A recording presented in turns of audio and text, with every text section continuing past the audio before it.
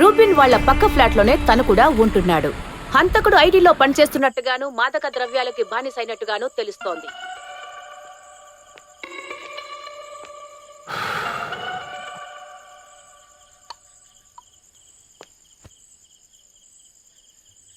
ఏంటి టీ తాగడం లేదు? ఏం లేదు, ఏదో ఒకటి మిస్ అవుతుంది. హంతకుడిని కనిపెట్టారుగా, ఇంకా ఎందుకు అదోలా ఉన్నారు? ఆ కేసు గురించే. ఆ కేసు ఏమైంది? పర్వాలేదు, నాతో చెప్పు. ఒక లేడీగా నేను తప్పకుండా ఏదో ఒకటి ఆలోచిస్తాను. జార్జ్ మత్తు పదార్థం తీసుకున్నాడు, కానీ తను ఎవరిని హత్య చేసినట్టు ఆ వీడియోలో రికార్డ్ అవ్వలేదు. జార్జ్ రూబన్ ఫ్లాట్ నుంచి బయటికొచ్చి తన ఫ్లాట్కి వెళ్ళడానికి ముందు అతను ఎవరినో తిడుతున్నట్టు ఆ వీడియోలో చూడొచ్చు. ఇక్కడే నిలబడ్డావు, ఇక్కడే చేస్తున్నావు, ఇక్కడ నుంచి పోరా. అలా జరిగినట్టయితే అక్కడికి వచ్చిన ఆ వ్యక్తి ఎందుకు ఆపోజిట్ ఫ్లాట్ లో జరిగిన హత్య గురించి ఎవరితోనూ చెప్పలేదు. ఖచ్చితంగా ఆ వీడియో తీసిన వ్యక్తి ఆ హత్యని చేసి ఉండాలి. రాంగ్ వేలో వచ్చిన ఒక లారీ వాళ్ళు ప్రయాణించిన ఓమ్ని వ్యాన్ ని కావాలనే గుద్దారు. అక్కడ దొరికిన ఎవిడెన్స్ ప్రకారం అది క్లియర్ గా తెలుస్తోంది ఎవరి కోసం ఆ లారీ డ్రైవర్ అలా చేశాడు. ఆ వీడియోలో జార్జ్ ఆ టీపాయ్ని గట్టిగా కొట్టినప్పుడు గాయం ఏర్పడి కత్తిలో రక్తం కారి ఆ కత్తి కింద పడడం వీడియోలో తెలుస్తోంది. అలాగైతే స్నేహాన్ని హత్య చేయడానికి ఉపయోగించిన కత్తి తన చేతిలో ఉన్న కత్తి కాదు. అయితే స్నేహాన్ని చంపింది ఎవరు? నువ్వు చెప్పిన దాన్ని బట్టి చూస్తుంటే హంతకుడు... అవును, హంతకుడు ఇంకా ఎక్కడో దాక్కుని ఉన్నాడు.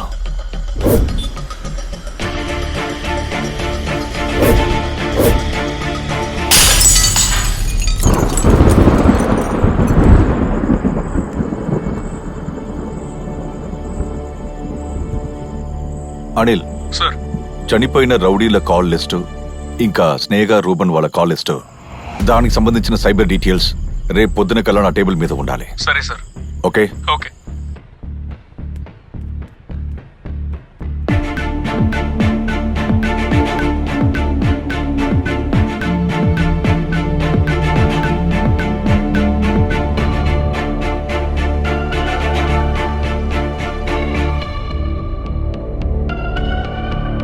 అనిల్ సార్,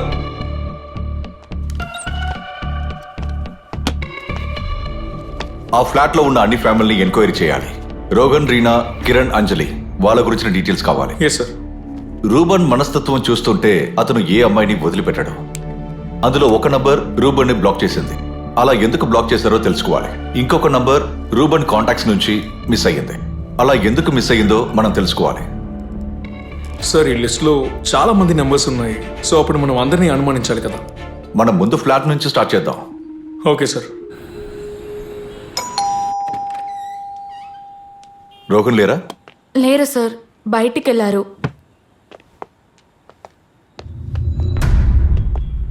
మీకు రూబన్, స్నేహ హత్య గురించి ఇంకేమైనా ఇంతకు ముందు చెప్పిన దానికన్నా చెప్పడానికి ఏమైనా ఉందా? లేదు సార్, ఇంకేం లేదు. మీ రెండు ఫ్యామిలీస్ ఎలా ఉండేవారు? ఎప్పుడూ ఒకసారి కనిపించేవాళ్ళు, కానీ ఫ్యామిలీ సైడ్ ఎలాంటి కాంటాక్టు లేదు. ఫ్యామిలీకి కాంటాక్ట్ లేకపోవచ్చు, కానీ మీకు రూబన్కి సంబంధం ఉంది కదా. రూబిన్ తోట నాకెలాంటి సంబంధం లేదు. నేను అతనితోటి మాట్లాడేదాన్ని కూడా కాదు. ఇలా అడిగితే చెప్పరు సార్. మనం ఇవన్నీ స్టేషన్కి తీసుకెళ్తేనే చెప్తారు. అలాగే అతన్ని తీసుకెళ్తాం. సార్ ప్లీజ్ సార్, నేను చెప్తాను. నేను రూబెను చాలా స్నేహంగా ఉండేవాళ్ళం. ఎప్పటి నుంచి? ఇక్కడికి వచ్చినప్పటి నుండి. ఆ తర్వాత? ముందు నేను గమనించుకోలేదు. ఆ తర్వాత నెమ్మదిగా తను... చాలు, ఇక చెప్పక్కర్లేదు, నాకు అర్థమైందిలే. కానీ ఎందుకు తన నంబర్ని కాంటాక్ట్స్ నుంచి బ్లాక్ చేశావు? రూబెన్ హత్య చేయడానికి 4 రోజుల ముందు నాకు ఒక కొరియర్ వచ్చింది సార్. అందులో మా ఇద్దరి కాస్త ప్రైవేట్ ఫొటోస్ కూడా ఉన్నాయి సార్. రోహన్కి ఆ రిలేషన్షిప్ గురించి తెలియకూడదని నేను అతనితో ఉండే రిలేషన్ని స్టాప్ చేసుకొని నంబర్ని బ్లాక్ చేశాను. అతను నన్ను మోసం చేశాడు సార్. ఈ విషయాలన్నిటినీ రూబెన్ రోహన్తో చెప్తాడని నేను చాలా భయపడ్డాను. అలా భయంతో నేను ఇక్కడ బతుకుతున్నాను సార్. అంతకు మించి నాకేం తెలియదు సార్. నేను ఎవరిని చంపలేదు సార్. ఇంకేదైనా వివరాలు అవసరమైతే రావాల్సి ఉంటుంది. ఆ,